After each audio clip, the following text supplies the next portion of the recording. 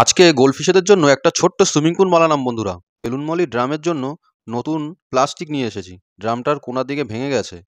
বাড়িতে একটা ছোট্ট ব্ল্যাক টেপ ছিল, এটা ভালো করে ড্রামের চারিদিকে শক্ত করে লাগিয়ে দিলাম।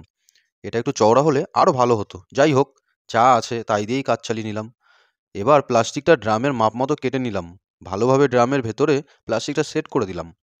ড্রামটার চেহারাই পাল্টে গেছে। কেমন লাগছে তোমরা কমেন্ট করে বলো তো। এবার জল ভরার পালা। প্রায় 70% জল ভরে নিলাম।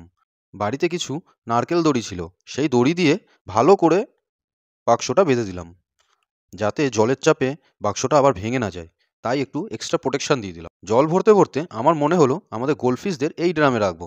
তাই ওদের অ্যাক্লিমেটের জন্য রেখে দিলাম। 15 থেকে 20 মিনিট পরে এদের আমি ছেড়ে দেবো। এদিকে আমাদের অ্যাডাল্ট বেলুন মলিদের গোল্ডফিশের ড্রামে ছেড়ে দিলাম। এদের আমি আগেই অ্যাক্লিমেট করে রেখেছিলাম। এদিকে প্রায় 20 মিনিট হয়ে গেছে। এবার এক এক করে গোল্ডফিশগুলোকে তাদের ছোট্ট সুইমিং পুলে ছেড়ে দিলাম। আমাদের ভিডিও তোমাদের কেমন লাগলো প্লিজ কমেন্ট করে জানিও। নতুন নতুন ভিডিও পেতে আমাদের চ্যানেল সাবস্ক্রাইব করে দিও।